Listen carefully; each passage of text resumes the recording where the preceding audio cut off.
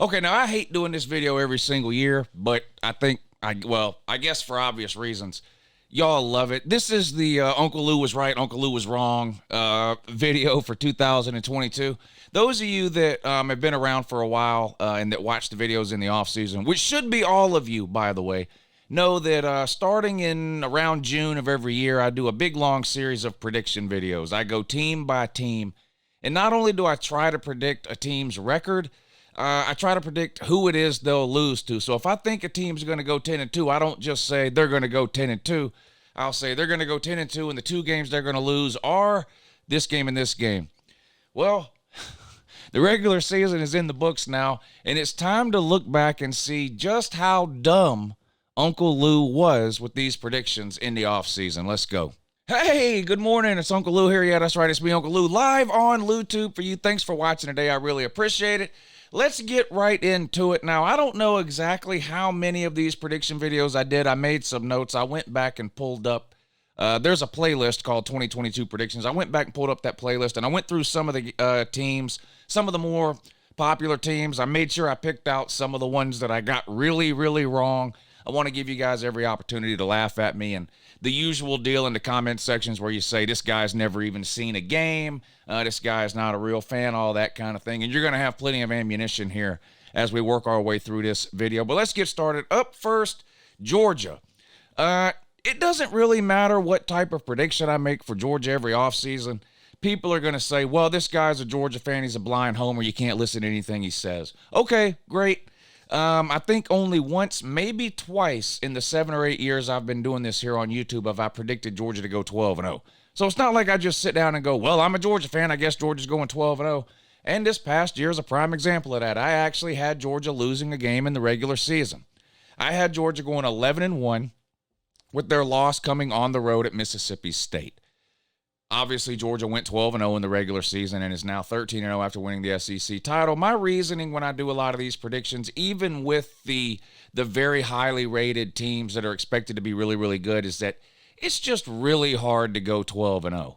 I try to find any reason I can not to pick a team to go 12-0. And in fact, I think, did I only pick one team to go 12-0 last year, or was it two? It might have only been one, actually, and we'll get to that team in a second. I only picked one team, I think, to go 12-0. But I did have Georgia at 11-1 with a loss on the road at Mississippi State. And my thinking on that is pretty obvious. Again, if you've been following the channel, Georgia had what was considered to be a pretty tough stretch of 4 games towards the end of the season. At least when you looked at Georgia's schedule in the offseason, it looked like that 4-game stretch would be the most difficult stretch of games. That stretch of games was Florida in Jacksonville, Tennessee at home, on the road at Mississippi State, and then on the road at Kentucky in 4 consecutive weeks. And I just assumed going into the season that if Georgia was going to drop a game, it was going to be one of those 4. Georgia was going to be favored in every single game. Everybody kind of knew that. But again, just because you're favored doesn't necessarily mean you'll win the game. And so in my mind, if Georgia was going to lose one of those 4 games, I felt like at Mississippi State would have been the place where it was most likely to happen. We played Florida coming out of a bye week, and they've had a new coaching staff this year, so I didn't think they would lose that one. Tennessee, which you'll see in a minute, I had a feeling was going to be pretty good this year, but I just didn't think they would be good enough to win this game in Athens, and it turned out, of course, that was the case. And then you had the game at Mississippi State and at Kentucky. Well, even though Kentucky ended up having a disappointing season, if you remember back in the offseason, heading into the season, there was a lot of talk about Georgia and Kentucky being the 2 best teams in the East, and that game for Georgia late in the year on the road in Lexington, Kentucky, the 4th in a string of what people were considering to be 4 tough games, would be a chance for Georgia to slip up. Well, I actually picked Mississippi State instead of Kentucky, but really for the same reasons. I felt like maybe Georgia would get caught napping on the road against Mississippi State, maybe looking forward a little bit to that Kentucky game, a game that potentially could have decided the East had things gone the way more people thought they would go. And Mississippi State's just an unfamiliar environment for Georgia. It's not a team we play every single year. We only play on the road at Mississippi State. The way the SEC scheduling is currently structured, we only play on the road there like once every 12 years. So for those reasons, I said if Georgia loses, I feel like it'll be on the road at Mississippi State. Of course, they won that game, and Georgia went 12-0. So I had Georgia at 11-1. They went 12-0. Let's move on to Alabama. Now, Alabama gets predicted by a lot of people to go 12-0 every single year, and it's easy to predict that for Alabama every single year. You don't have to do any research. You don't have to look anything up. You don't have to figure out which players they lost to the NFL or to the transfer portal. You don't have to study their recruiting classes or their schedule. Like Georgia, like Ohio State, like Clemson, like some of these other teams that tend to be at or near the top in college football almost every single year, you can blindly pick Alabama to go 12-0, and generally speaking, at most, you're going to be, one game off if they go 11-1?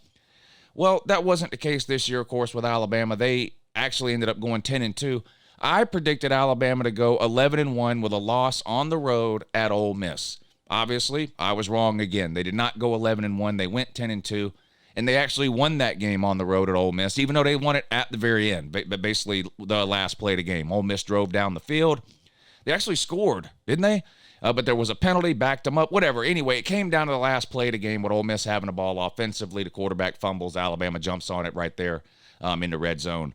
Game over, but Bama did end up beating Ole Miss. I had them losing to Ole Miss. The games they actually ended up losing, of course, were on the road at Tennessee, which ended up being better, I think, than even the most optimistic predictions had them being. And then they lost, of course, to LSU, which is another team in the SEC West this year that ended up being better than what people thought. LSU actually ended up winning the SEC West. So Alabama goes 10-2. Both their losses on the road, both close losses on the road at Tennessee, on the road at LSU, 10-2. I had them at 11-1 with a loss to Ole Miss, so Uncle Lou was wrong. But close on that one, only off by one game. I'll take that because I'm going to be honest. Going through this list here, this is one of the worst years I've ever had trying to predict these games. Very few I got right. Here's one of the most infamous ones from the offseason here, Miami. This is a hole I keep stepping in. Oh, it seems like over and over and over again. You know the whole step on a rake analogy? You know, you step on the teeth of a rake, the handle pops up in the air and hits you in the head. I keep doing that with Miami every single offseason in terms of my predictions. But yes, what you have heard is the rumors are true. They're not lies. It's not fake news. I had Miami going 10-2 this year. Oh, my God. What was I thinking? I had Miami going 10-2 with their only two losses coming on the road at Texas A&M, which is a non-conference game, and on the road at Clemson. That meant Miami would have found themselves in the ACC title game, probably with a rematch against Clemson, and that was kind of where I thought this season was headed for Miami. I was high on the hire of Mario Cristobal. I liked the way Miami finished the season last year. They won like 5 of their last 6 games or something like that. Tyler Van Dyke was an offseason Heisman long shot, if you want to call it that, candidate, dark horse. He was mentioned in Heisman conversation in the offseason. Of course, everything fell apart for Miami this year. It was just a terrible year. I had them at 10-2. They went 5-7. My God. Maybe I haven't ever seen a game because that's pretty bad. I was way off there. To be 5 games off when they only play 12, you got to be pretty bad to screw it up like that, but somehow I figured out a way to do it. I had Miami at 10-2 with losses to Texas A&M and Clemson. They actually went 5-7. They did lose on the road at Texas A&M, and they did lose on the road to Clemson. The problem was all the other losses. They lost to Middle Tennessee State. They lost to North Carolina. They lost to Duke. They lost to Pitt. Several just completely out of the blue and unacceptable losses. Now, you can laugh at me if you want for getting this record wrong.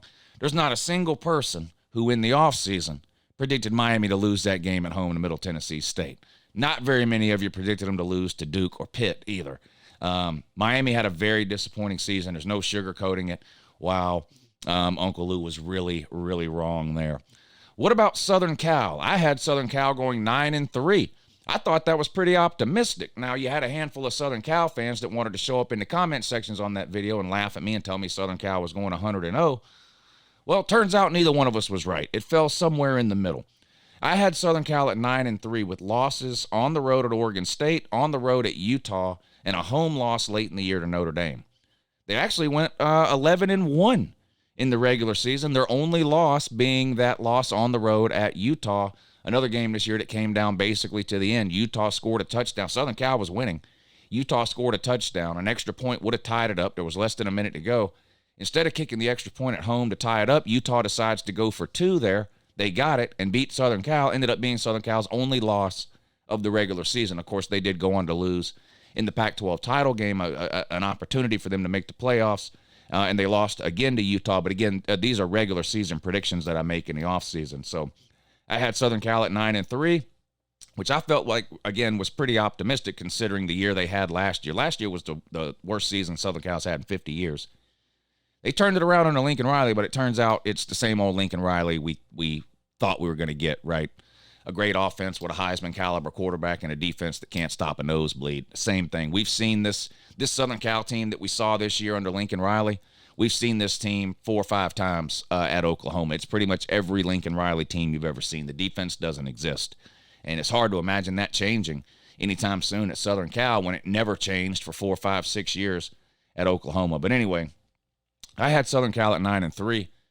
They actually went 11-1. All right, Wisconsin, another very disappointing team this season. Now, this is one I actually saw coming.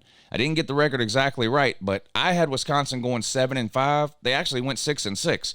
So as bad as I thought Wisconsin was going to be, they were actually one game worse. I had them at 7-5. They went 6-6. I thought they would lose on the road to Ohio State. They did. I thought they would lose on the road at Michigan State. They did. I thought they would lose to Purdue. They did not. They beat Purdue? Wow, they actually beat Purdue. I thought they would lose on the road at Iowa. They did. And I thought they would lose on the road at Nebraska. They did not. So I got about half the losses right and half wrong. I had them at 7-5. They went 6-6. Their actual losses early in the season, a non-con loss at home to Washington State. That was kind of an indication things were going haywire with Wisconsin. But they lost to Washington State. They did lose on the road at Ohio State. They lost at home to Illinois. Now, to be fair, an Illinois team that was way better than anybody thought they would be under Brett Bielema there. They had one of the best defenses in the country at Illinois. They had one of the best running backs in the country, and Chase Thomas, I think, is his name. Illinois was a lot better than almost anybody thought they were going to be, so they did lose that one. They lost at Michigan State like I thought they would. They lost on the road at Iowa. I had predicted that one. And then they lost what I think was their last game of the season at home to Minnesota. So Wisconsin, very disappointing. Of course, led them to fire their head coach. Now they've got Luke Fickell. But I had Wisconsin going 7-5. They actually went 6-6. That's not too bad. I was only off by one game, especially when you consider I was off 5 games back on that Miami one. Anyway, let's move along here. Baylor. Baylor was an interesting team in the offseason. Made the Big 12 title game the year before. Hot coach with Dave Aranda. A lot of people talking about him about some potential bigger jobs down the road. Baylor was a kind of flashy pick in the offseason to win the Big 12 in 2022. I had them going 9-3, so I didn't have them winning the Big 12, but I had them having a pretty good year. 9-3 would have been a pretty good year. I had them losing on the road at BYU, at home to Oklahoma State, and on the road at Texas to go 9-3. What did they actually do? 6-6. So this is another one where I really swung and missed here. 3 games off is bad. At least from my experience in doing these predictions over the years and kind of just tracking how they go, if you're 3 games off or more, that's a total miss. If you're 2 games off, that's, you probably, you got some right, you got some wrong type of deal. If you're 1 game off, that's pretty good. And then if you get it exactly right, of course, you can't get any better than that. But I was 3 games off here, not very good. I had them at 9-3. They went 6-6. Their 6 losses were on the road at BYU, at home to Oklahoma State, on the road at West Virginia, at home to Kansas State, at home to TCU, and on the road at Texas. Now, of course, TCU ended up being a really, really good team. In fact, they're so good they're in the playoffs right now. So looking back, not a surprise that Baylor lost that one. And you can say the same thing about Kansas State. Kansas State ended up being a lot better than what people thought. Baylor and Oklahoma State were the 2 best teams in the Big 12 last year. Both regressed. kind of got the spots taken basically this year by TCU and Kansas State. So I had Baylor at 9-3. They actually went 6-6. Not very good. One of my most famous picks from the offseason here, because of some bets that I made about this pick, I had South Carolina going 6-6 this year.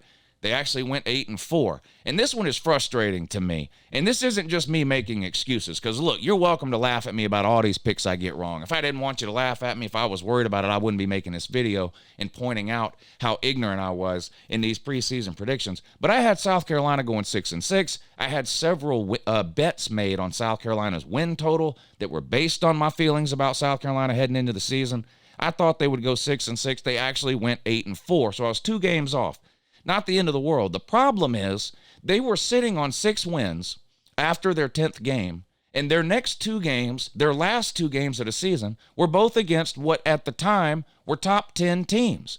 They were hosting Tennessee, and then their final game of the year, of course, on the road at Clemson. They play Clemson the end of the year every single year. Both of those teams were ranked in the top 10. South Carolina was a 6-win team at the time.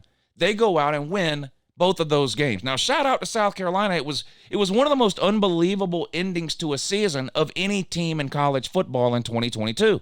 Nobody was picking South Carolina to win that game against Tennessee. And even after they won it, very few people were picking them to do it again the following week on the road against another top 10 team in Clemson. South Carolina and Shane Beamer proved a lot of people wrong when they won those last 2 games of the year, including Uncle Lou. So instead of South Carolina being 6-6 and me being right about their prediction, they end up 8-4, ending the season with 2 big wins against top 10 teams. So I had them at 6-6. They actually went 8-4. Their only losses were Arkansas, Georgia, Mizzou, and Florida. I had them losing to Tennessee and Clemson, and of course, they won both those games. So again, Uncle Lou was wrong. Florida State's another one where they ended up being a lot better this year than the majority of people thought they would be in the offseason. So I'm not surprised at all to see that I was off a couple of games here on Florida State. But I had Florida State going 7-5 with losses coming to LSU and Wake Forest, on the road at NC State, home against Clemson, and then on the road at Miami. Well, we know how the Miami thing went. Florida State blew them out because Miami was just a horrible team. They actually went 9-3, so 2 games better than what I thought they would do. They actually beat LSU way back in week 1, a crazy game when you look back and think about it now, with the special teams blunders that occurred there and the blocked extra points and just the weird stuff that went on there. But they found a way to win that game early in the season against LSU, an LSU team that we found out later was good enough to win the SEC West. That ended up being a pretty good win for Florida State, helped propel them to this 9-3 season. And their 3 losses came all in a row right in the middle of the season against what I would call 3 good teams, but not really great teams. They lost 3 games in a row in the middle of the season. Wake Forest at home, NC State on the road, and Clemson at home. You'd like to think they could have found a way to beat either Wake Forest or NC State, especially knowing now what we know about those teams, which is that they're not great teams. They're borderline top 25-ish type teams. If Florida State were to play them again, they'd probably beat them. But, of course, that's not how it works in college football or in sports in general. You have to play the teams the day that you're scheduled to play them. And on these particular days, Wake Forest and NC State were better than Florida State. So Florida State finishes at 9-3, and it's a weird situation because it's been a while since Florida State has been this good record-wise, right? But when Florida State fans, at least I would imagine, look back on this season, they go, man, we really could have been 11-1, 10-2 at the worst, right? You'd like to think Florida State could find a way to beat either Wake Forest or NC State, right? They lost them both. Clemson, you say, okay, it's Clemson, regardless of what you think about them. They're the most talented team in the ACC. That's an understandable loss. I think, even looking back on it, I think that's an understandable loss. But Wake Forest and NC State, you'd like to think Florida State could have found a way to win one of those 2. They didn't. 9-3, still 2 games better than what I thought they would do at 7-5. Shout out to Florida State, 9-3 season. Ohio State. Ohio State was the only team I had going 12-0. So, to all the Ohio State people who are mad at Uncle Lou because I've been making some videos clowning on you and mocking you and making fun of your mascot and calling you soft because you got railroaded by Michigan again, win your games. I thought Ohio State was the best team in the country in 2022 heading into the season. I had them ranked number 1 in all of my preseason and offseason rankings that I did, going all the way back to spring practice this year. And I had them going 12-0 in the regular season. The only team that I picked to go 12-0. And it looked like they were headed that way until the Michigan game. Don't know what happened, Ohio State, man, but you crapped the bed yet again. This time at home in the Horseshoe, you got absolutely ran out of your own building by Michigan. So I had you at 12-0. You actually went 11-1. That one loss being to Michigan, but no big deal. You were still able to backdoor your way into the playoffs when some other teams lost on conference championship weekend while you were sitting at home doing nothing except watching Uncle Lou videos like you're supposed to. And your prize for that? A matchup against the number 1 Georgia Bulldogs coming up on New Year's Eve in the Peach Bowl. Good luck, softies. All right, moving on to Utah. I had Utah at 11-1. I was really high on Utah. I liked them last year, especially down the stretch, and then they had some key pieces coming back. The quarterback, Cam Rising, the tight end, Kincaid. They're gritty on defense. They're tough. They're one of the most well-coached teams in the country every single year. That coaching staff cannot recruit in the top 10, can't even recruit in the top 20 most years, but finds a way to get the most out of the talent they are able to get. I was very high on Utah coming into this year. I had them going 11-1. Their only loss coming on the road at UCLA. They actually went 9-3. One of those reasons, of course, is because they lost in week 1 on the road at Florida. That's unacceptable. Florida's a terrible team. Utah should have won that game. It was a great game. Came down to the end. Anthony Richardson actually had one of his best drives of the season late in that game that kind of gave Florida the win.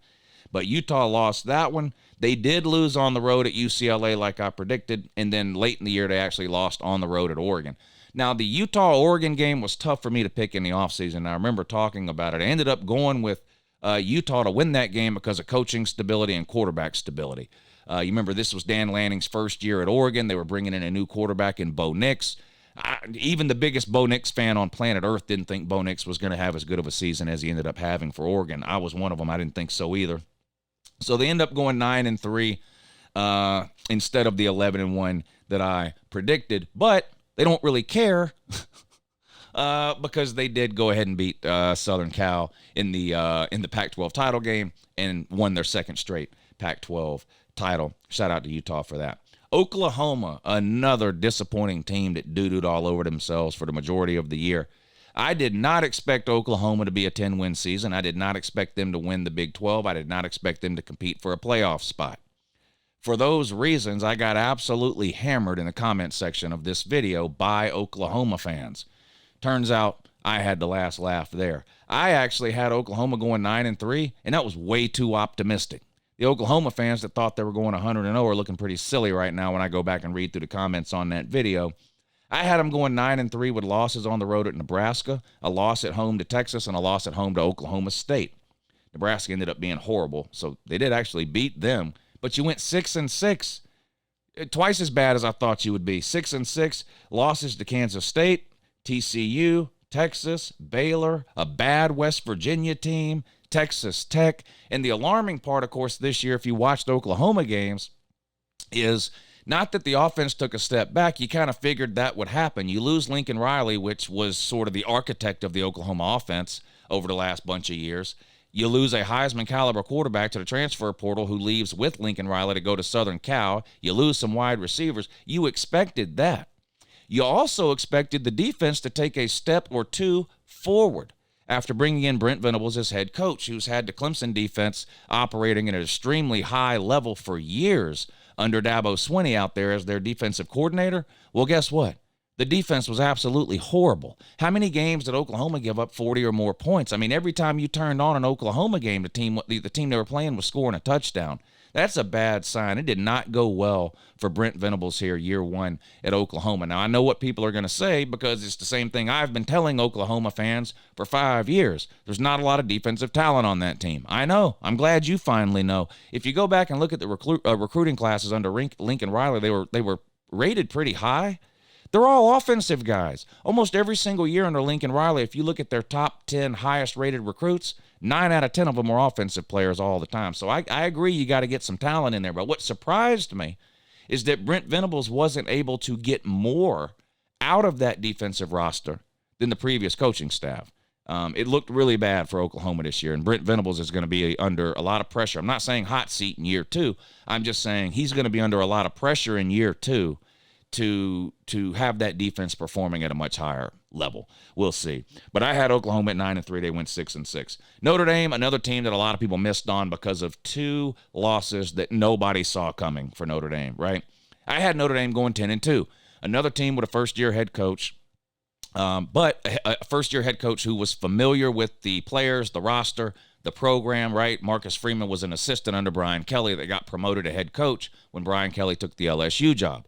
So he wasn't starting over from scratch, having to learn players' names or anything like that.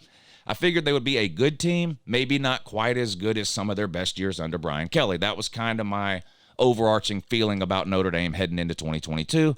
I had them at 10-2 with losses to Ohio State at the beginning of the year and a loss to Clemson in the middle of the year. Well, they did lose to Ohio State.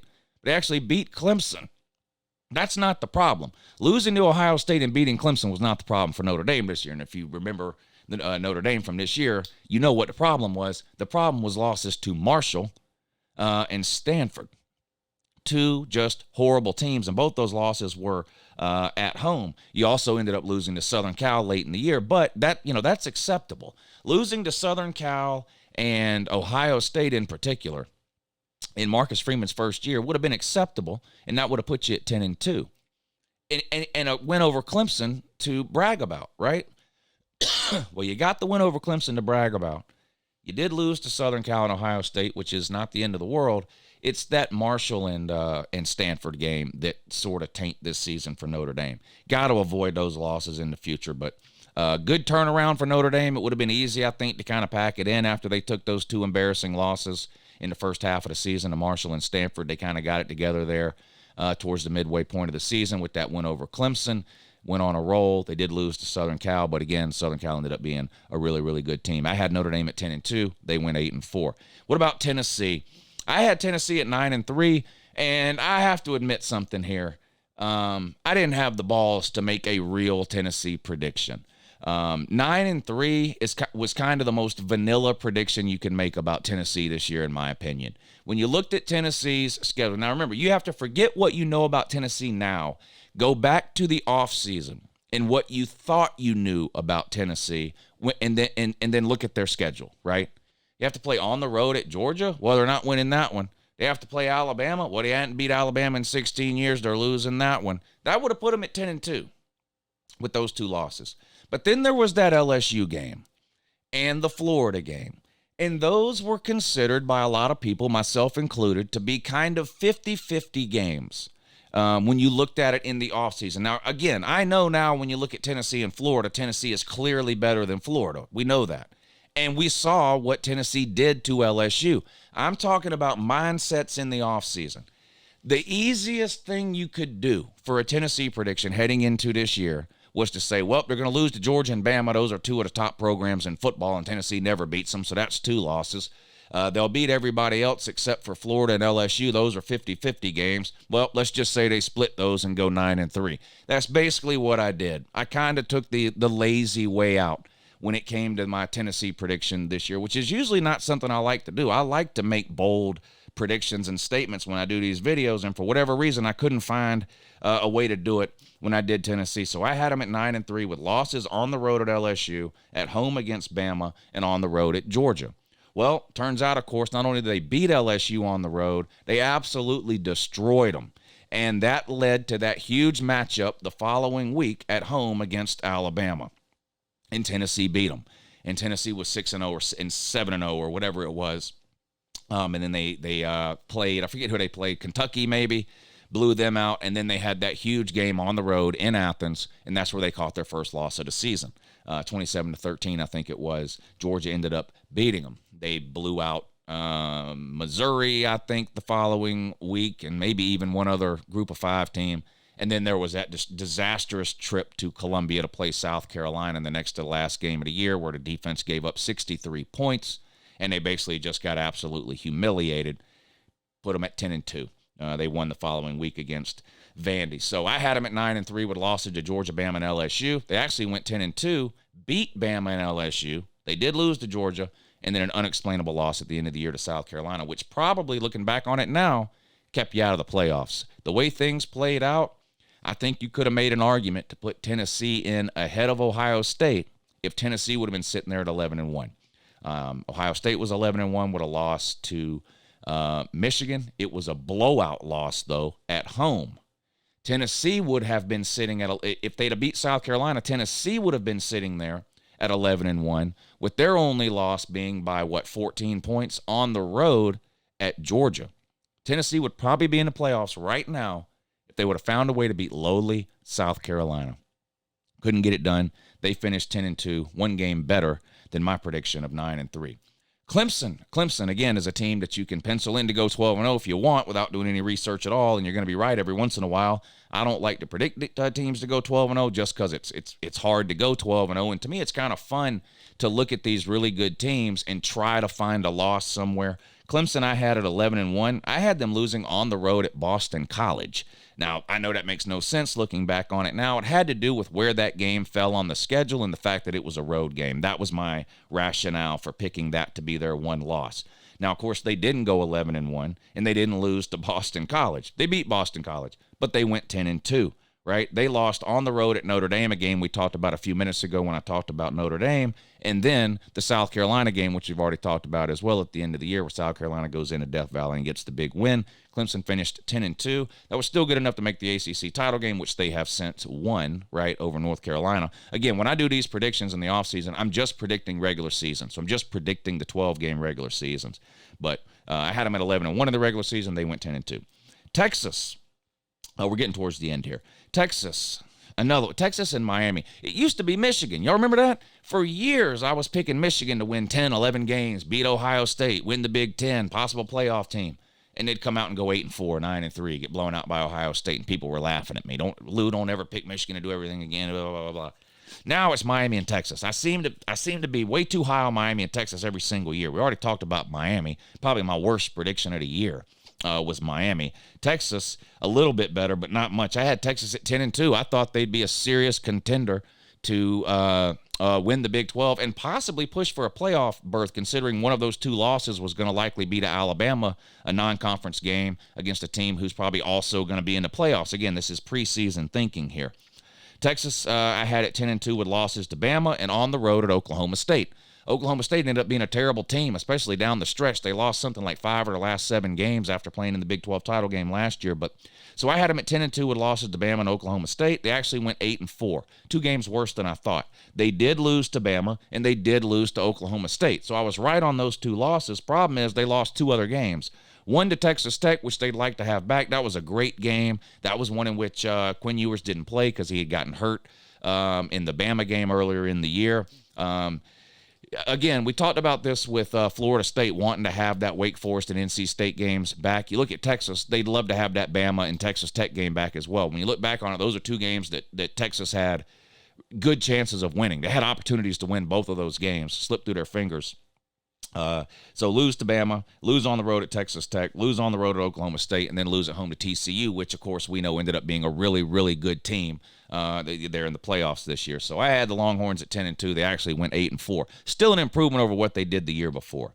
Oregon, I had at 10-2. So I was high on Oregon. I liked Dan Lanning. I liked the roster that Dan Lanning was left at Oregon. Mario Cristobal, for whatever you think about Mario Cristobal and his records that he's had with his teams or his performance in big games, whether you're talking about Oregon against Utah a couple of years ago where he got blown out twice, or whether you're talking about this year at Miami where he gets blown out by Middle Tennessee State, loses Duke, all that kind of stuff.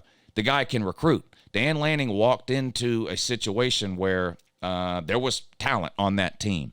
I had Oregon going 10-2. I had them losing to Georgia and Utah, 2 teams that I thought were going to be really, really good. They did lose to Georgia in week 1 at blown out 49-3, but they actually beat Utah late in the year. So that was a good win. Problem is they lost to Washington, a rivalry game, and then they lost to Oregon State, a rivalry game. They lost both their rivalry games. This is bad. They ended up going 9-3. Not terrible for Dan Lanning's first year, and only 1 game off my prediction of 10-2. It's a little bit of a Notre Dame situation with Oregon. It's not the 3 losses, it's who the losses are to. The Georgia loss is understandable. And if you just want to look at it from this perspective, well, Washington ended up being a good team, and Oregon State ended up being a good team, so those aren't embarrassing losses. I agree. The problem is those are the 2 rivalry games for Oregon. Washington and Oregon State are their 2 biggest rivals. You lost them both. Never good for a head coach to do that. that. Got to fix that next year. But Oregon ends up going 9-3 with losses to Georgia, Washington, and Oregon State. And last but not least, well, yeah, probably is least, Florida. I had Florida going 8-4. Of course, the Florida fans tried to laugh me off the internet. You know how it is. They think every first-year coach is going 100-0 or at least winning 10 games at a minimum. That did not end up being the case for Florida. One of the worst seasons they've had in a long, long time. Worst start to a season they've had in like 50 years. They started whatever it was, 1-4 in the SEC for the first time since the 70s or whatever the case was. But I had them at 8-4 with losses to Utah, which they actually beat Utah. I had them losing on the road at Tennessee. They did lose. I had them losing to Georgia. They did lose. And I had them losing to A&M. They beat A&M. So I had them going 8-4. They actually beat two of the teams I thought they would lose to. The problem is they also lost to a bunch of other teams, including a couple of pretty bad ones. They lost to Kentucky, a team that we now know is nowhere near as good as people thought they would be. Talked about the Tennessee game. They lost that. They lost to LSU. Okay, LSU ended up being a little bit better than we thought, right? They lost to Georgia. That was anybody could have seen that coming a mile away. But then you lost to Vandy. You lost to Vandy and Florida State. Again, a rivalry loss. Now, Florida State ended up being better this year than what we thought, right? They were a pretty good team. I think if you look back on it, everybody, even Florida fans would agree, Florida State was just a better team than Florida this year. Vandy's not better than Florida, though, but they beat you. So there's kind of a mixture here with Florida. There's the win over Utah, which is impressive compared to preseason expectations, right? There's the loss to LSU, which we didn't know how to take that loss at the time. Now it looks like not that bad of a loss. There's the loss to UGA. Okay, a rivalry game. You don't want to lose that game, but it's an understandable loss. Georgia, as we know now, is a pretty good team. But it's the loss to Vandy and Florida State. Florida State's a good team, but again, rivalry game, in-state deal. So not a great year for Florida, 6-6. I had them at 8-4. The problem is, turns out, Sunbelt Billy don't know what he's doing. Anyway, there you go. Plenty of ammunition to laugh at me there for the rest of the offseason if you want to. Uncle Lou's never seen a game, not a real fan, doesn't know anything about football, probably never even played football. And me picking games is like a blind man throwing darts, basically. All right, have a good morning.